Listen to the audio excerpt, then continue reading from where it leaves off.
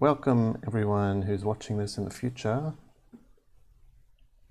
Today I have here a browser window because we're going to collect some reference images.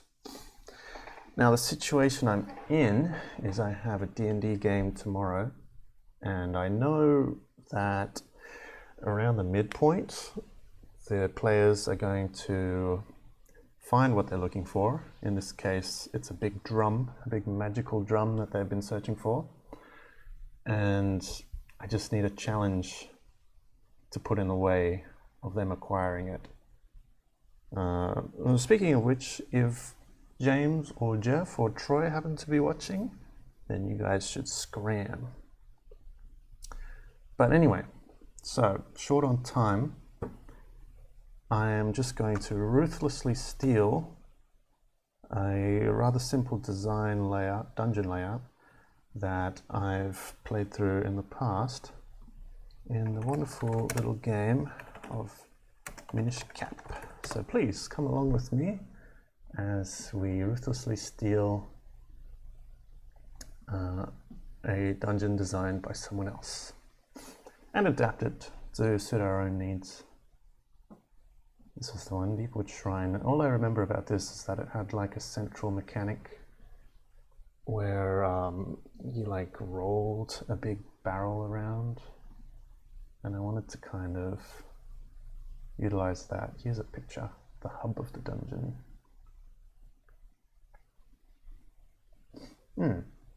So, how I'm going to use this? I'm not sure, and indeed most of this stream might just be me silently thinking to myself, but I thought I'd stream this because it'd be interesting, and I am going to do some drawing, and perhaps whoever tunes in can help me come up with ideas. Perhaps I could even create this rotating beastie here and make a puzzle out of the doors like they did in Minish Cap. Or maybe the whole game of it will be repairing this mechanism so that they can access some other place. Because as far as I know, I'm only playing with 2 players tomorrow, and they are a level 7 or 8 bard and a druid. So theoretically, actually, now that I think about it, that darn bard can shapeshift into a giant eagle and pretty much overcome any elevation challenge. So perhaps we need to deal with magical doors accessible only by completing my puzzles. And then I don't want to completely nullify those special abilities, so I'll have some other part of the dungeon that can be bypassed by flying, or his giant monkey form. That's another favorite. Hey Carly, welcome to the stream. Yes, in this case, I'm more of a dungeon master than an artist, and especially for dungeon masters, I recommend steal anything you enjoy and modify it just enough so that it's unrecognizable, because it's just you and your buddies, and hopefully none of your buddies are going to copyright strike you. So I wanted to steal a Zelda dungeon because it's rather simple, especially this one's the first one in the game. And I pretty much just want to run them through a dungeon because this campaign's been going on for a good, golly, 5 years, and in that time span they've gone through exactly 1 dungeon, a very short one too. Okay, so what are the elements of this dungeon? There's that big rotating mechanism, and then there's the whole idea of finding an item that unlocks more pathways. Perhaps I can mix that in. And then it has to be an item that can't just be thought around with, because we are playing Dungeons and Dragons after all, and they have a bunch of bard spells and druid spells to play with. And the other element is the whole thing's got to be volcano themed. Let's see. Well, this is not what I was hoping to see. This is what I'm hoping to see. Fire Temple. Fire Temple Zelda. Is there a fire dungeon in Wind Waker? I really like the design in that one. I've never actually played this Zelda, to my shame, but that's an interesting mechanic. So let's make a puzzle out of lava. Because so far as I know, my players can't just walk over lava. They can fly over it, but if I hide something in the lava or have some lava puzzle, it'll be very difficult for them to, well, you know, it'll take thought. I don't want it to be necessarily difficult, but I want it to take thought.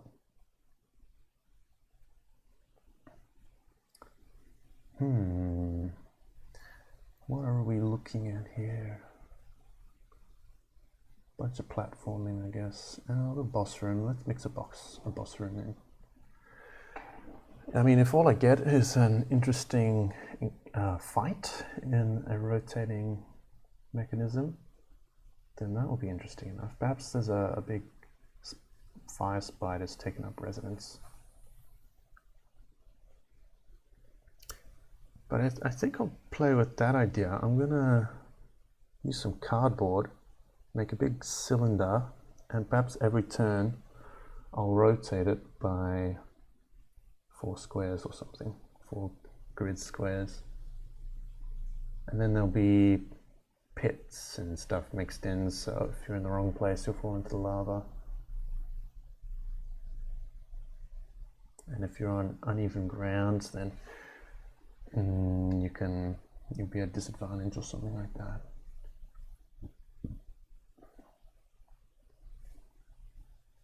Perhaps it'll be made of like a mesh, a big metal mesh, and then lava will stream through from the top.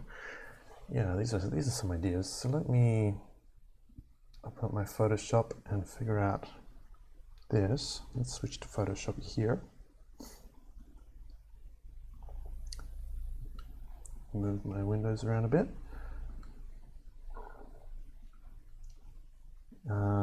You can't see it on the stream, but I'm selecting my canvas template right now.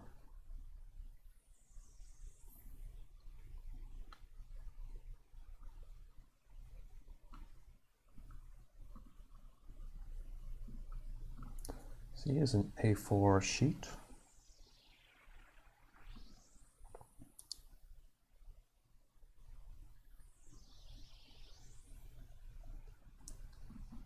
What's our grid at by default? I'm using a new user account for streaming so that I don't have my personal photos and stuff all mixed up.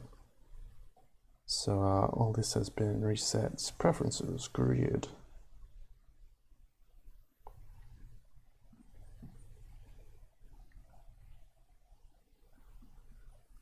And we'd like a grid every 1 inches with no subdivisions.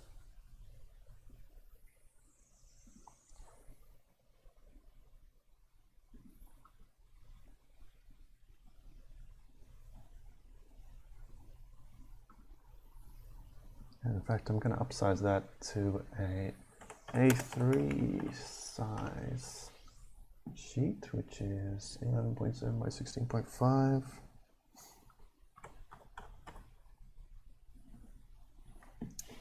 Because I think I'll need all this space. I wonder how large an A3 size is when it's rolled into a cylinder. It's going to have to be large enough. Large enough, that's what I'll go for. Now you can call us odd, but at my table we usually work with 1/2 inch grids, just so we get, because we have a rather small table, so 1/2 inch grid size gives us twice as much space precisely. So I'm gonna utilize that,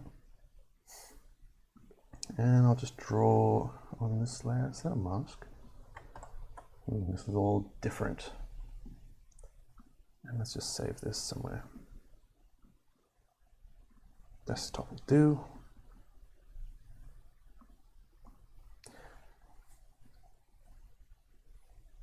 And we'll call this cylinder. I've spelt that wrong, I'm sure of it, but cylinder? Gosh. I can either write or draw, but I can't do both at the same time. Hopefully my stylus works. Yeah, it appears to.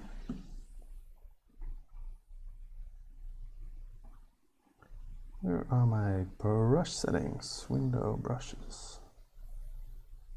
Not that one.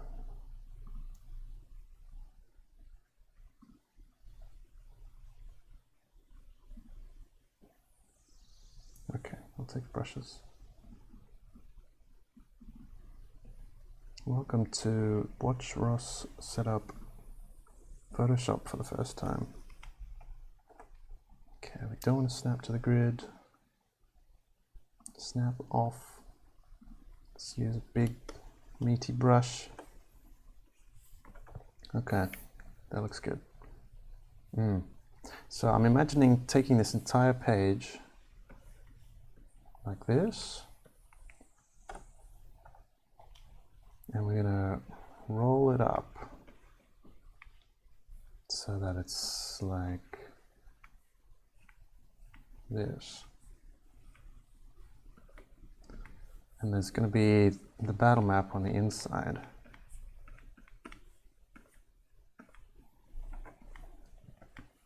And every turn, do I really need to write it out? We're going to rotate it by like however much feels right. And there's going to be obstacles, holes and stuff all through here, and we'll see how that works. And what kind of interesting stuff can we put on that surface, I wonder? For tokens, we don't have any figurines yet, so we use little wooden cubes that I bought at an arts and crafts store with a pin stuck in the top, like a, what's the word? But anyway, it looks like this. So a little wooden cube with a little colored pin stuck in the top. And the little wooden cube is like the perfect size for a half grid size. And they're all color coded. I've like used markers to paint the cubes, and also the pins are also colored. So it works pretty well. My players all have their colored pins. We know that Fwaelin's red and Larius is blue. And then for enemies, I just use all the remaining colors, and it works well. Very theater of the mind. So this one, yeah, obstacles, we'll slap obstacles all over this. And then the enemy shall be probably something that can't climb everywhere. Like a spider was my first idea, but that can just climb all over the place. Perhaps that would be interesting.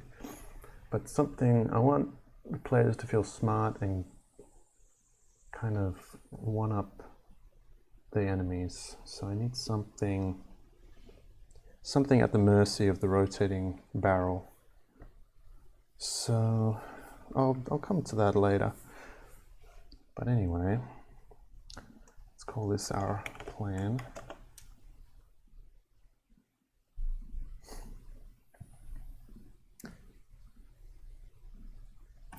Oh, and I've got here my actual grid, which I'll import now. I just have to size that to this grid. Is it the right size yet? It appears not. Doesn't have to be precise.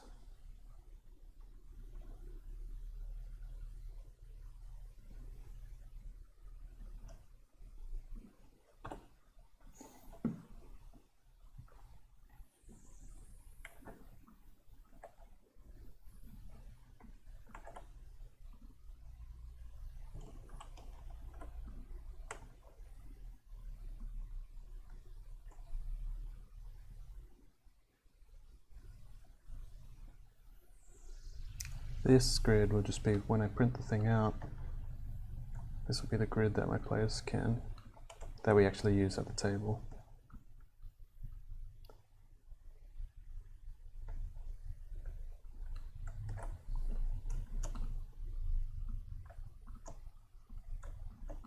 Still working out a better way to record my Photoshop window so that you can see all the menus and stuff that I'm using.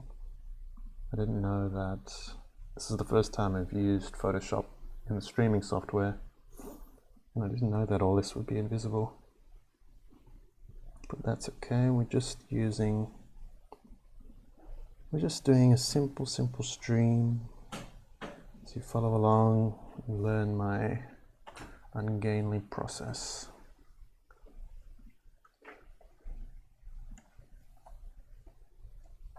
Ooh. All of my hotkeys have been reset too. Ain't that useful? Okay, you're gonna be print grid. And we'll hide you until later because we'll use this one. Okay, actual stuff. So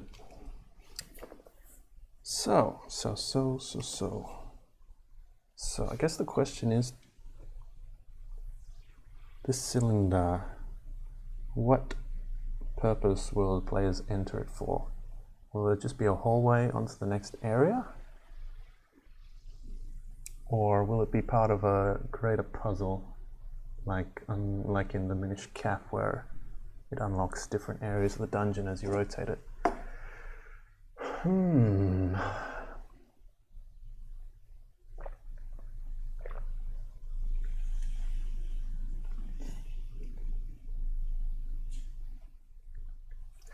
Hey, the Willow Fox, welcome to this stream. I'm just preparing a battle map for my game tomorrow, and most of it is pretty much me staring at a blank canvas and thinking out loud. But if you can help me come up with ideas, it'd be much appreciated.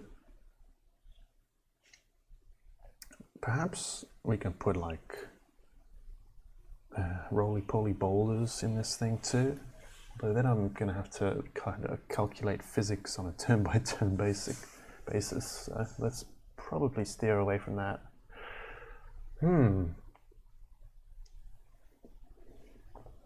Yeah, okay. Let's make like the theme will be some great machine in the heart of the volcano, origin unknown, and this cylinder is just part of the machine, and it's rotating, and the players have to get through it in order to reach their goal. And lo and behold, it's not just a skill challenge of moving between obstacles and jumping over cracks and stuff, spikes or whatever's in there, but there's going to be some enemy lurking in there, which I haven't figured out yet. But anyway, I should show you this, the Willow Fox.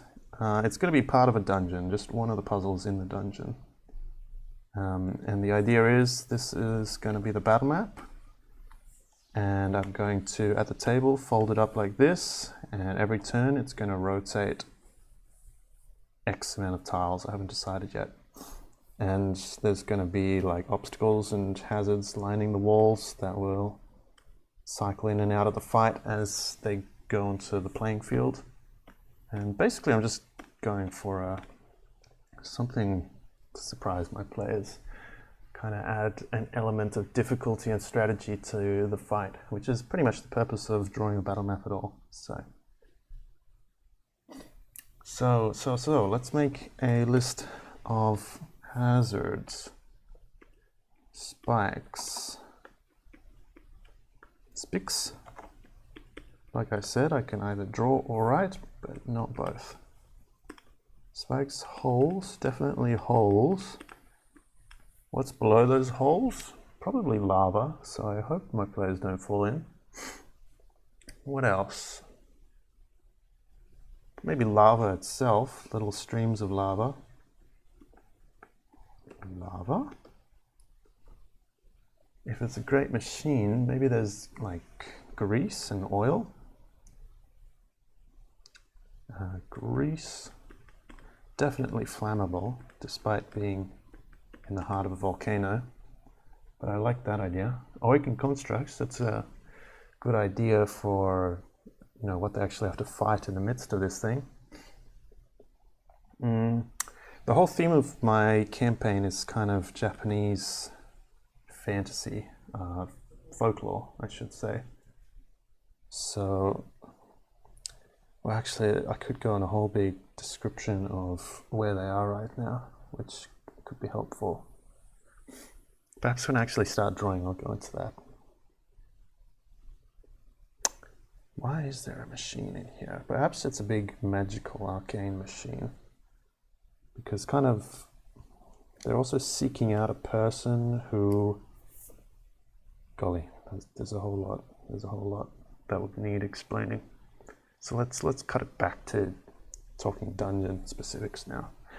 Holes, lava, grease that they can kind of slip on or ignite.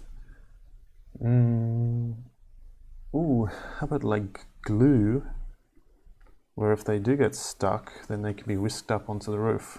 They won't fall down, but they'll find themselves up here. And then when they get up here, they have to make rolls to hold on rather than fall off. Otherwise they'll drop, however far that will be. Glue.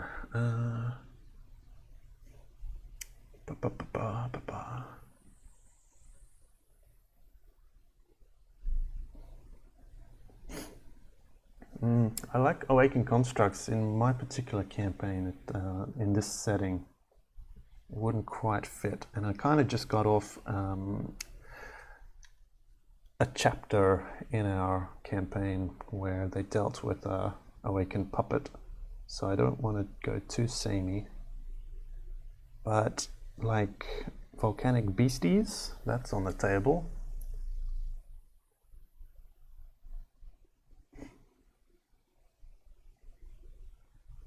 Or like rock golems, that sort of thing.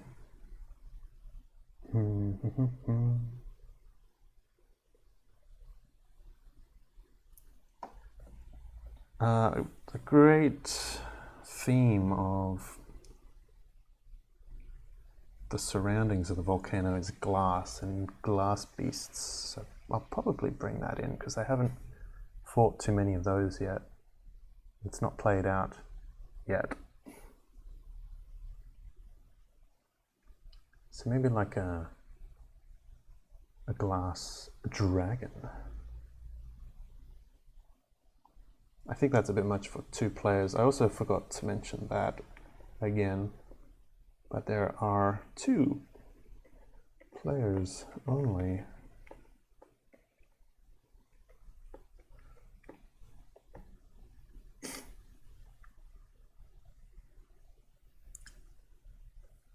We usually have 1 more, but he was absent when these guys went into the volcano, and there's no canonical way for him to enter after them.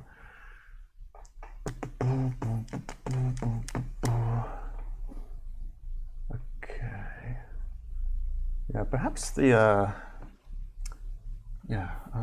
okay, I think we're good for obstacles. Now I just need to draw them in. So it's going to be rotating on this axis.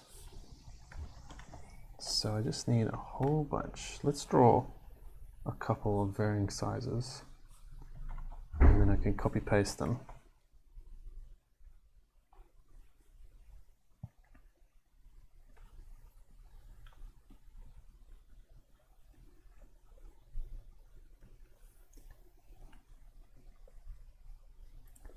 Going for grease first. And I guess if it's rotating that way, it's going to kind of spread along the rotational axis.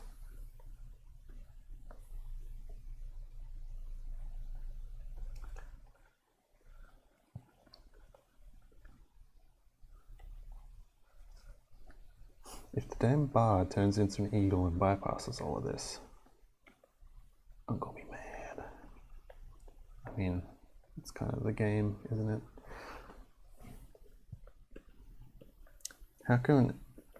Let's think up ideas on how to challenge someone who can turn into a giant eagle.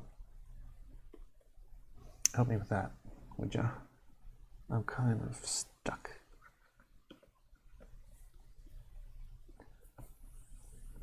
Doesn't look like much like a smear, but it gets the job done.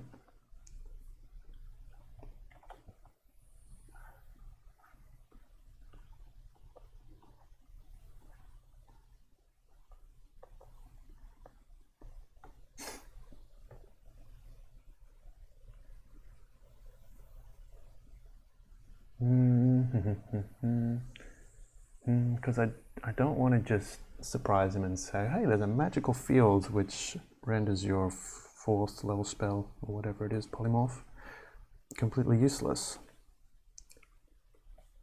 I could just have a room previously in the dungeon which forces him to polymorph, so he feels smart, like, yeah, I can completely bypass this. And then after that comes the real challenge, which is the rotating room.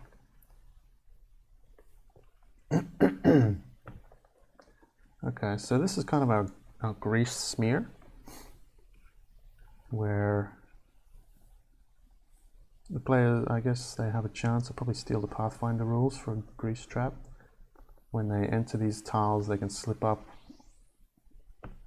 and then they can be ignited, and just an obstacle, something to make them think, and they can weave through.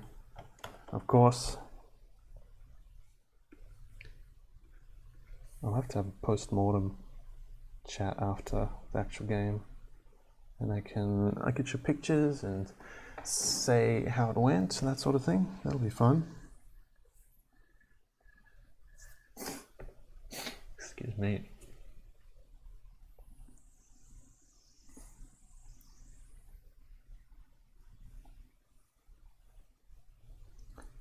And then, of course, perhaps some great monster has clawed big jagged holes into this thing. But perhaps the hole should be bigger than that, because I'm pretty sure you can jump 5 feet real easy. What are the rules for jumping? Long jump.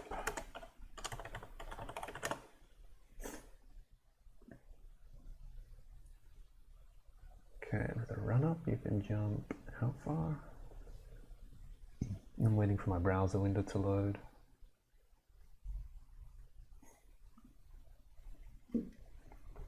Well, I'll get back to that. But I think the hole should be fairly immense. Like, this is an old ancient mechanism, and it's just falling apart. What is it made of, by the way? Will it have to be metal? Probably.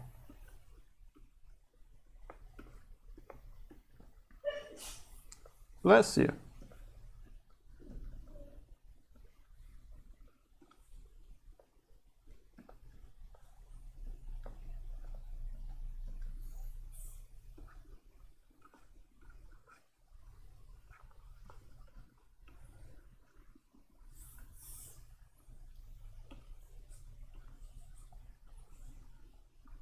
So we've got holes. I'll mix in a bunch of holes around the place. I think that'll be the most interesting thing to avoid, the most perilous thing, I mean, because below all of this, there's 99% sure it's going to be lava. I'd like to know jumping rules, please. Movement. Jumping. Strength determines how far you can jump. Up to your strength score. So we're thinking like a 15-foot jump would be pretty easy. Okay, I'll keep that in mind. Thanks, Artemis. Ever so helpful. Yeah, so 15-foot jump. That's pretty perilous. I'm not sure if they'll dare try it when they can maneuver through. And pretty much the point of all these obstacles is to convince them to maneuver so that the fight takes more than however long it takes to move like this in a straight line.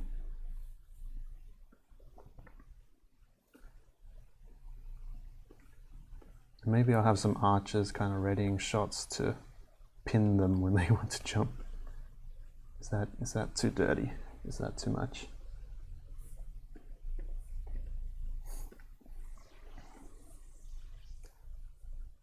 And let's throw some cracks in. I'm starting to think this is like a big obsidian stone carved mechanism. I'm going to make it much more obvious where the holes are later.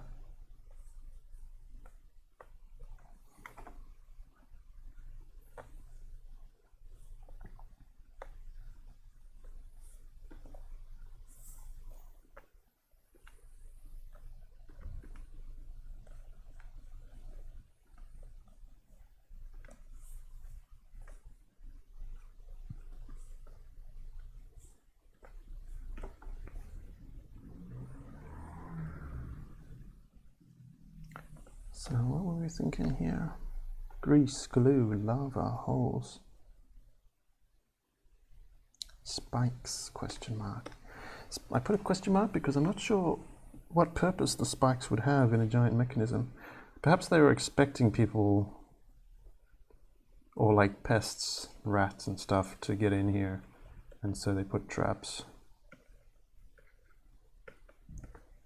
It's pretty much, it's going to be like the heart of some arcane mechanism, because the lore, the deep lore behind this place is that during the great ancient war that every fantasy culture has, there was basically the ruler of the land surrounding the volcano decided, let's harness the power of the volcano to defeat our enemies. So they made like a funnel to funnel all the power of the volcano into a single man, their hero, and it worked at the expense of the entire surroundings around the volcano was turned to glass, including all the animals and the trees and the people, and that's just now a glass wasteland. But I suppose the mechanism that did all this is still turning, still chugging away underneath it all.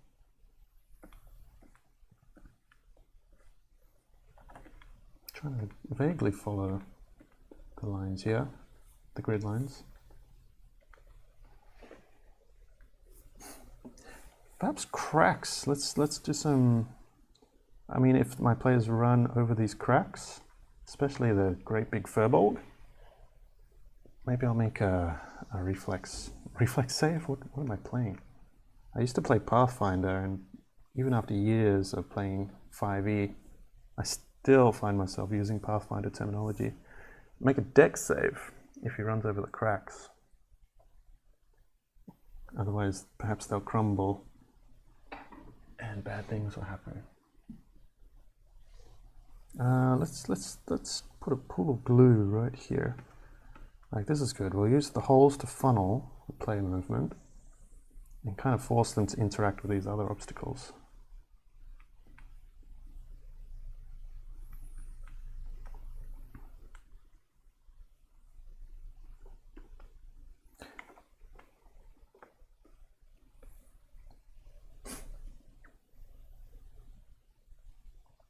What about like a big grid of electricity that spans the entire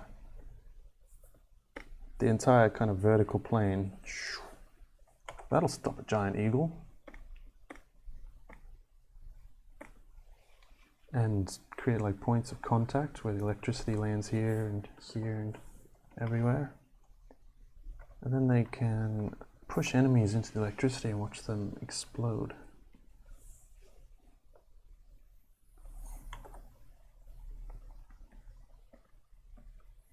I'll decide which puddles are grease and which are glue later. I'm going to add a little bit of color or something to this.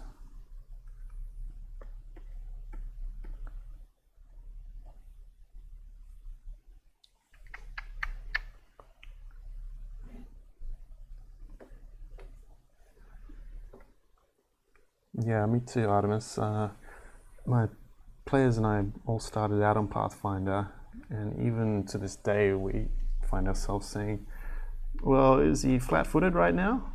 Oh, wait a second, are we playing, what are we playing? Or like forgetting how surprise works, or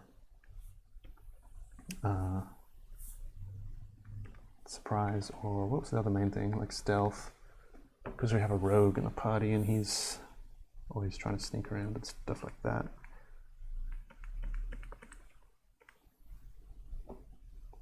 And these new blocks I'm putting in, these will just be kind of part of the, well, these will be great bricks, not bricks, but pillars sticking out, like hardcover.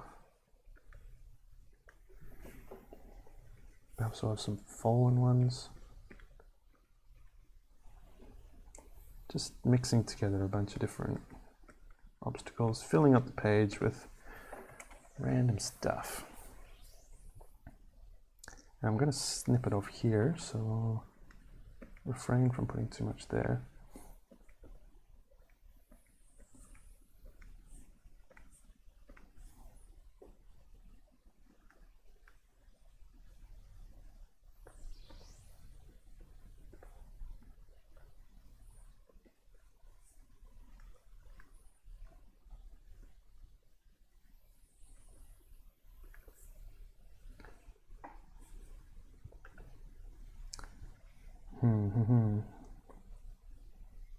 Should put lava in here too. The lava would kind of slosh around when the whole thing rotates. So, ooh, here's an idea. I'm actually going to cut these sections out of the paper. And then we can have kind of along this horizontal plane, a stream of lava pouring down from above, down here, and every time a hole appears here, it's going to go straight through and land on, potentially land on someone. Though how the glue survives, who knows? Perhaps this place only starts crumbling when the players arrive. Like a defense mechanism. Intruders, self-destruct, sequence activated.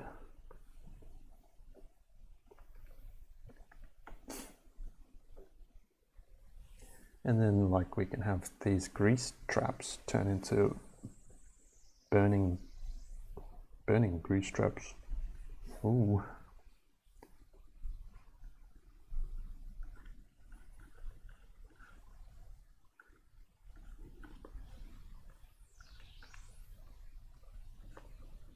Yeah, I kind of like that idea. So this is like the Indiana Jones ancient temple, where as soon as the players enter or do something inside, the whole thing's going to start reacting defensively, crumbling and rotating. Perhaps they'll like walk through this very simply the first time and then grab the drum that they're after, and on the way out, just, you know, the whole thing will explode and grease will appear everywhere and holes and crumbling, and it'll start rotating, that sort of thing. Maybe that would do well. Let's give this a save. So yeah, I think I'll cut these areas out. That'd be pretty cool. And have the lava come through the roof.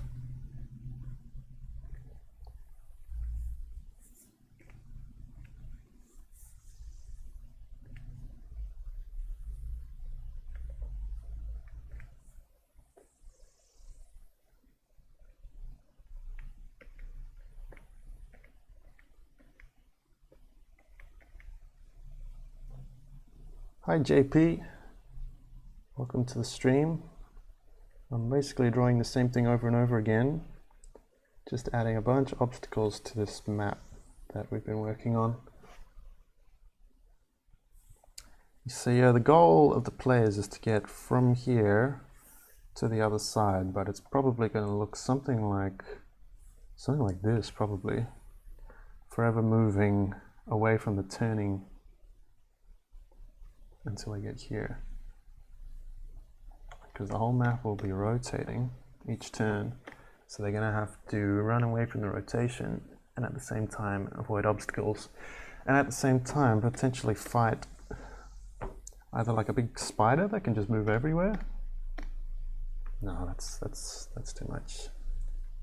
Maybe something that can hinder their movement, like maybe the glue appeared because there's some kind of beastie that spits the stuff.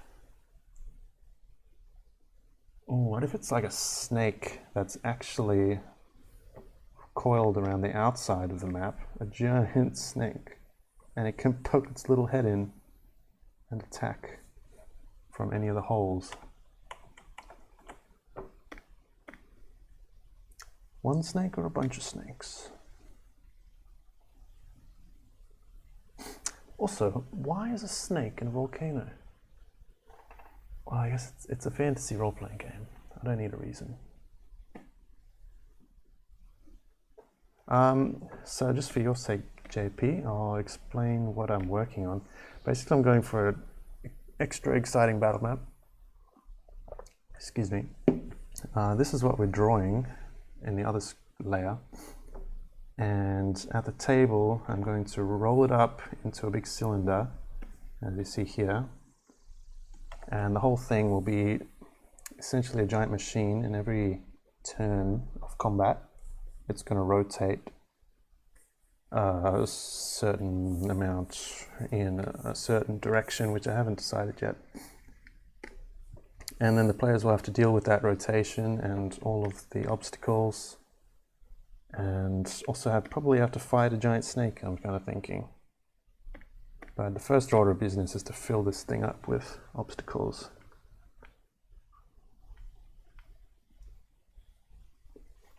So it's not too easy.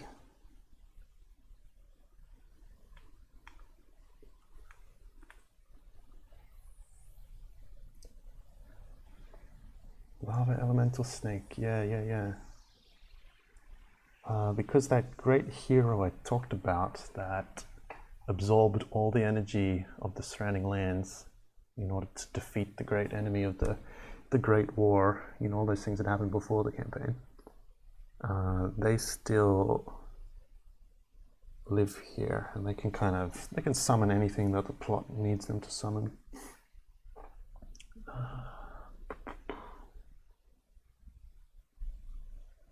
Yeah, I can mix in the plot later. But a big snake, I like the idea of the snake on the outside. Perhaps, what kind of accompanies a snake? What would live in the presence of a snake, kind of like, you know, birds and rhinoceroses, where they benefit from each other's presence? Snake babies? Big snake around the outside. Oh, here's an idea. Big lava snake, completely unrelated to the plot, but her sticky eggs are all attached inside this cylinder where it's nice and warm, just the right temperature. And just the players are running through this place, the snake assumes that they're gonna be there for the eggs, and the snake's gonna protect the eggs. Yeah, let's mix in some eggs. I like that idea. So I'm gonna grab a different color for the eggs. We'll just paint in red for now. And we're going to put a bunch of sticky eggs at random. Now, how big should these eggs be? Large, or 5 feet or 10 feet? I guess if the mama snake is big enough to coil around this whole thing, then the eggs will have to be pretty big too. Yeah, like a snake that big could easily lay eggs kind of this big. Let me actually attempt to draw something that resembles an egg.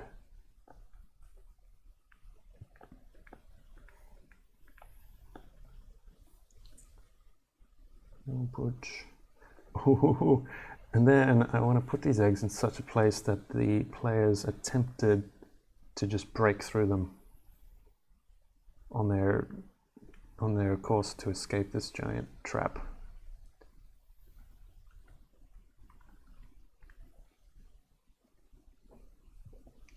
So we'll put 2 here. I guess they could squeeze between them.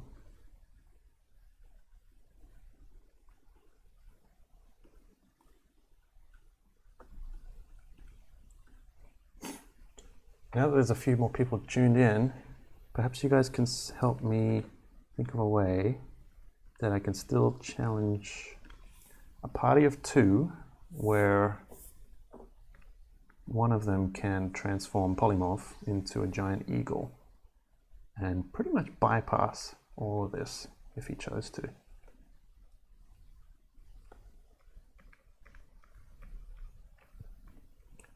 My idea was to lure his spell slot out earlier in the dungeon so that it's kind of spent before he gets here. But that's not a guarantee. I don't want to just say there's a magical field which renders your 4th level spell useless, because that's gonna be a complete buzzkill.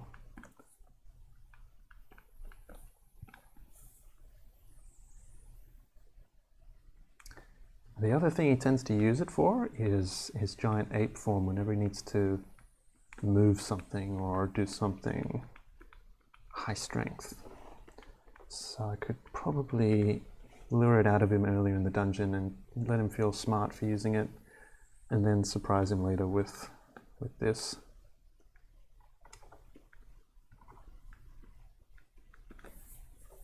How many eggs is typical for a mama snake? Should we have a couple hatched ones? Like I was talking about enemies who can impede the movement of my players, like a little snake grappling them, a little hungry baby snake coiling around them and tripping them up. That'd be pretty intense.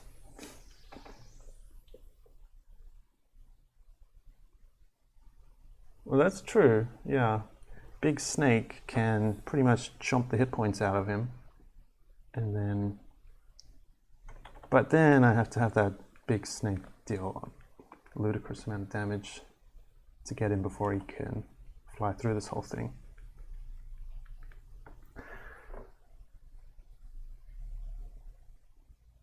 And then, yeah, I risk killing them both after that if we play fair.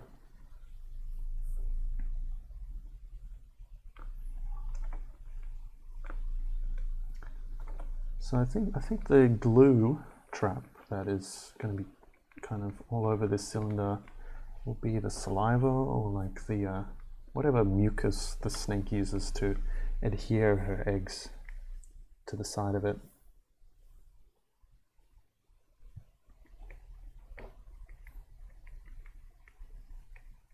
I'm just going to stick around for about half an hour more, guys. So, and then I want to go outside and enjoy this nice weather. But hopefully I can finish off this encounter. Yeah, I like this because I don't want the players to just race through the gaps in all these traps. I want them to interact with them at some point, take a risk slipping on grease or getting stuck to the ceiling or breaking through an egg. I want them to have to make a bunch of choices when they run through here.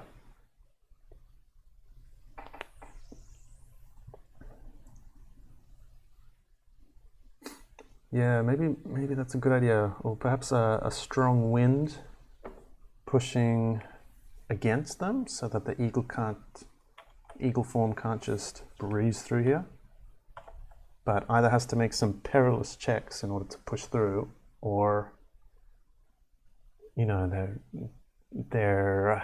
it becomes obvious that the safer way is to head through on foot.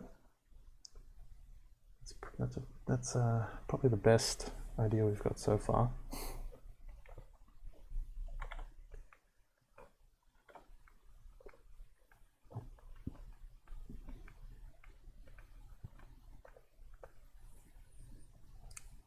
Probably enough eggs soon enough eggs. Excuse me.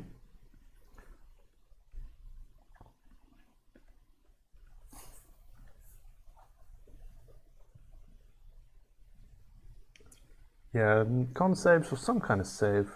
That's right, because if you're in a polymorph form, you have to make con saves in order to maintain the form, right? I seem to remember that being the case. Yeah, perhaps the wind's so strong that the eagle is restricted to like 10 feet per turn with a con save every time. And then it's extremely unlikely they'll fly through. A. B, they're going to have to deal with Mama Snake for a high number of turns. And C, they're probably going to fail that con save and come crashing to the ground anyway. So in that case, the smartest option is to land and push through on foot. Now I wonder, for 2 players, Mama Snake only, or Mama Snake accompanied by Baby Snake?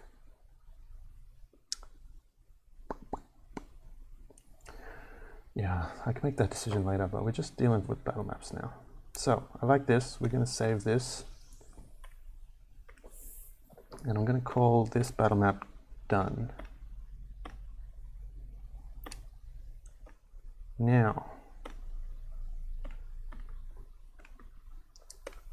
the other question is, what else is there in this dungeon? I haven't planned much of it whatsoever. I do like the classic 2 people have to be in different places to pull a switch at the same time kind of puzzle.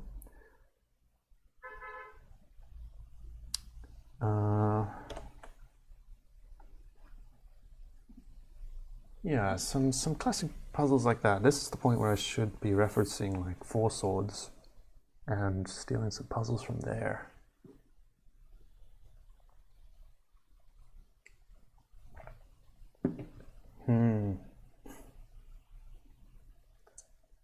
Or like Portal 2. I wish I played Portal 2.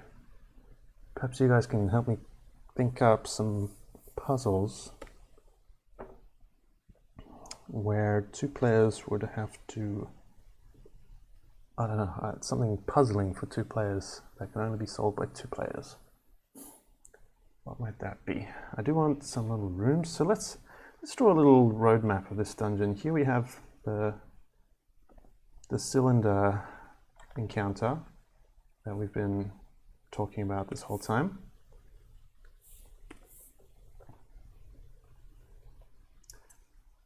It turns like this, and there's a snake there.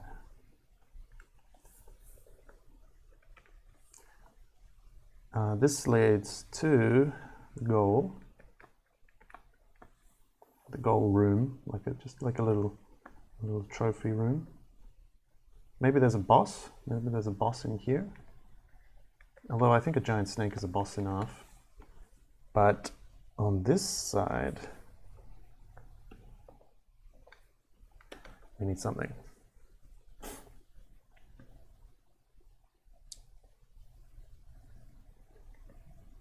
Mapronomicon, you should be heading to bed soon. Goodness.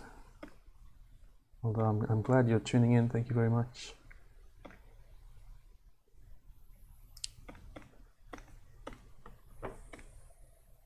Yeah, so in Wills, that was one of the ideas we came up with. If I can find the correct layer. Here it is. So I'm imagining lava streams coming in from the roof above the cylinder, and every time one of those cracks rotates in, that lava stream is going to pour straight through and into the battle map and potentially one-shot player character. That'll be pretty cool. What if there's another cylinder one player has to control? Ooh, interesting idea. We could make cylinders like a theme. Okay, so like a control room, and then the other player has to navigate.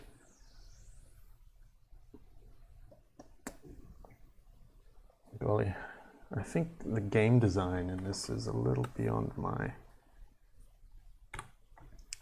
abilities right now. but that is something I think on.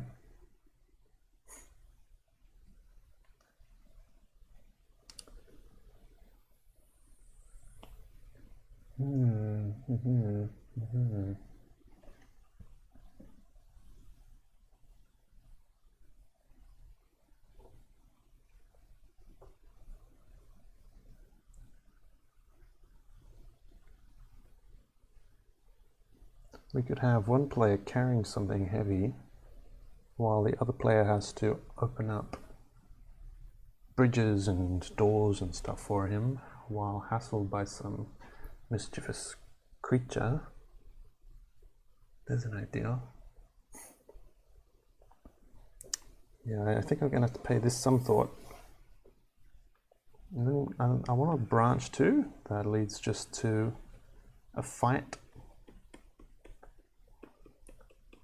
and then some treasure, like an optional branch.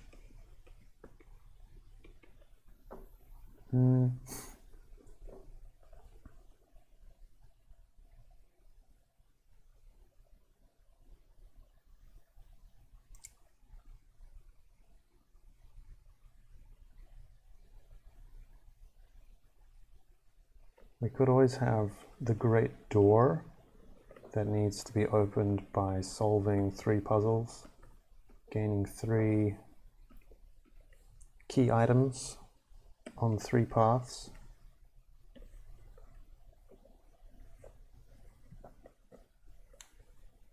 Kind of like that. And it's not so much a puzzle for 2 people, but I'm just thinking general dungeon design now.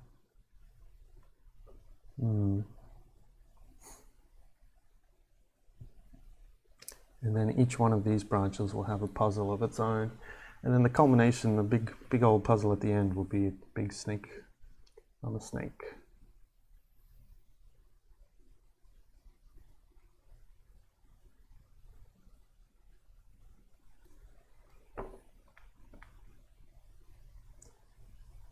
Now, of course, I could like theme these puzzles around the player classes. Might be a bit contrived, but something that would make a bard player feel clever, and something that would make a druid player feel clever. I know our druid boy can turn into spiders and small things, and our bard can turn into big things. And if we can lure out that giant eagle form early in the dungeon, that would be a great plus.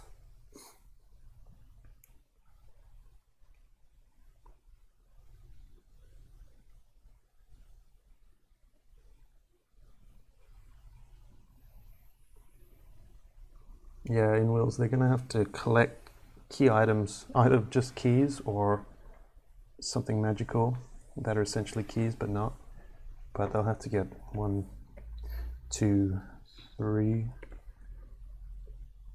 Or perhaps they'll just need 2, but they'll have 3 paths to choose from, just to add another choice to the mix.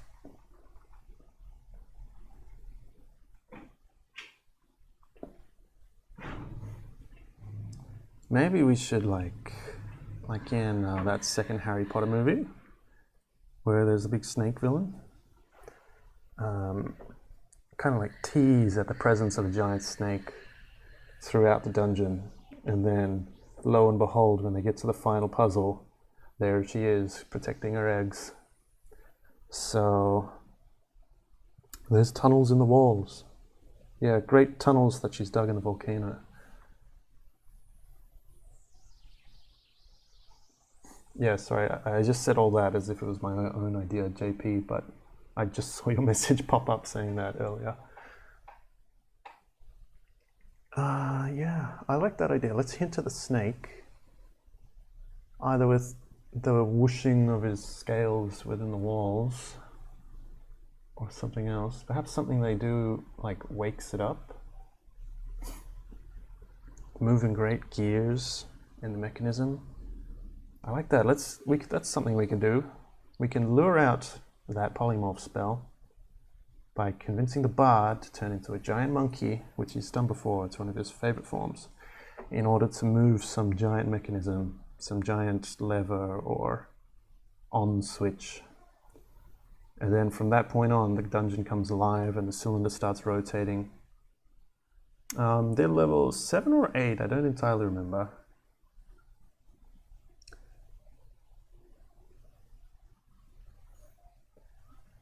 Ooh, temporary aura, that's a pretty cool idea, Rick. Yeah. And then we could tie some fun power up to that too, like a at-will gust of wind spell, something like that.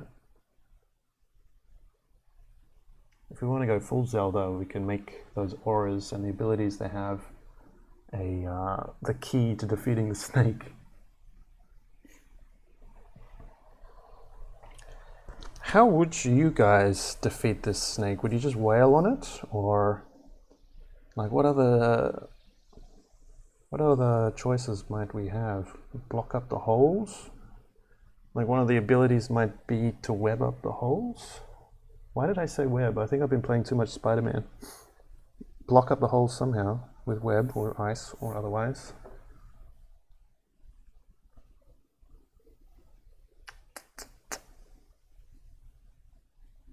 Yeah. Yeah, okay, let's put giant on switch.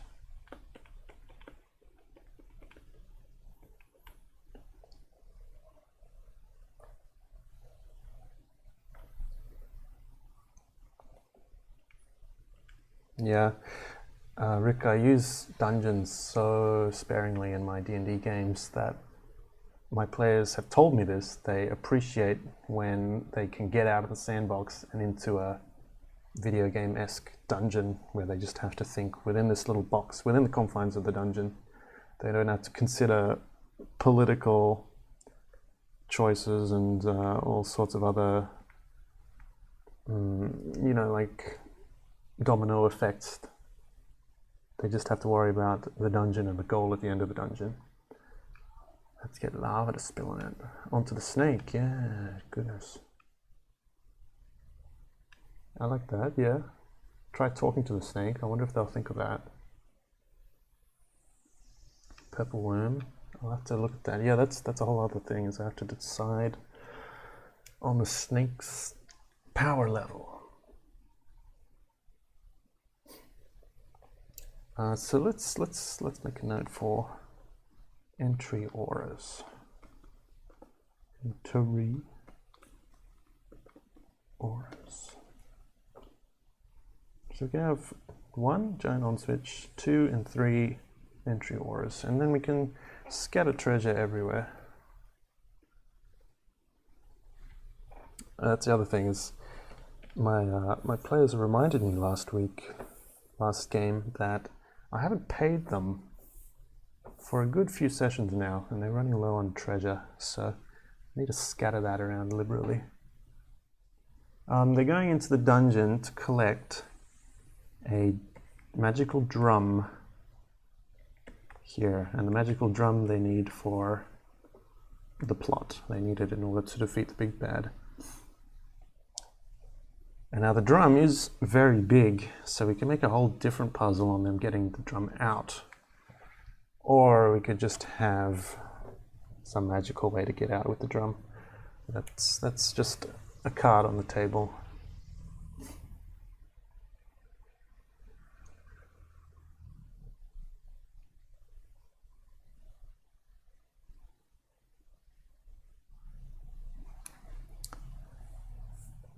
Okay, so what will they have to do to get these entry auras? Like obstacles, we can have fights, puzzle, skill check, skill challenge, and conveniently enough, that's 3 things, and we want 3 pathways, so perhaps we'll just split it up like that. So fight is easy enough, I can do that on my own. I'll just throw something interesting at them that isn't a giant snake. Get our classic mini boss in there. Puzzle. That's a more difficult one. And skill challenge is also so many options. Like outrunning lava comes to mind. Let's think like Indiana Jones riders right now.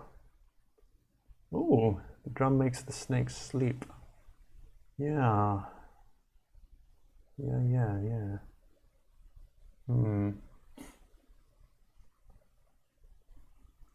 And I can have some hint earlier in the dungeon that the drum has that power. Just a hint in like a language, a non-typical language. Yeah, I like that. I'll make a little note for that. Drum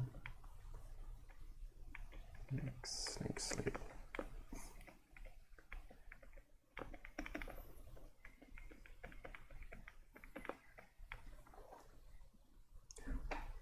Hi SSB, I'm actually thinking up a dungeon for my Dungeons and Dragons group.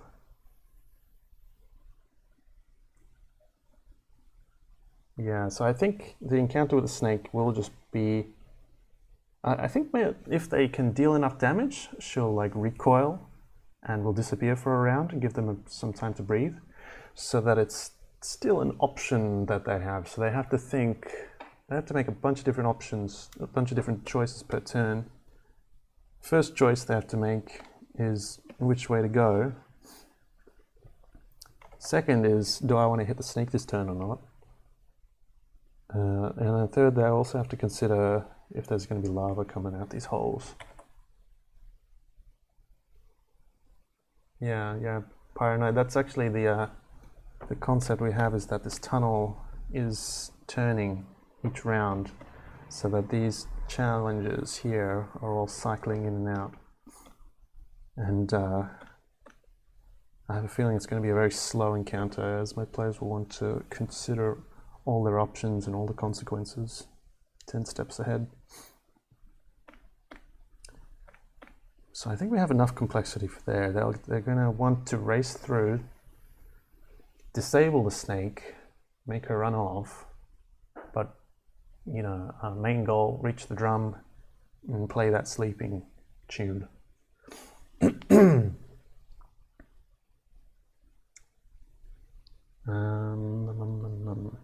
Okay, coming back to puzzle and skill challenge. So skill challenge, that's a little easier.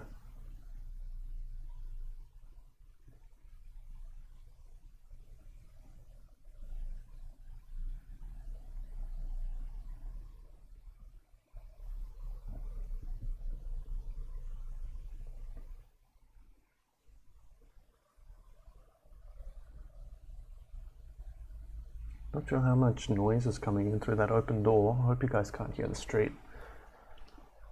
It seems a bit annoying.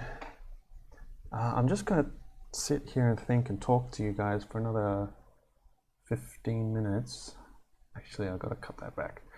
Maybe we should call it here, because skill challenge and puzzle, not really a battle map kind of deal. And the fight, maybe I'll come back on stream to draw a battle map for that. But yeah, we've made a lot of progress, and you guys have helped me come up with a lot of good ideas. Thank you for that. I'll definitely do a post-mortem after the game tomorrow and let you know how it goes and what difficulties arose and what my players thought of it, that sort of deal. But for now, we've pretty much accomplished our goals, so thank you, everyone. I'm going to go enjoy the weather while it's still light outside. And please tune in next time. Thank you and farewell.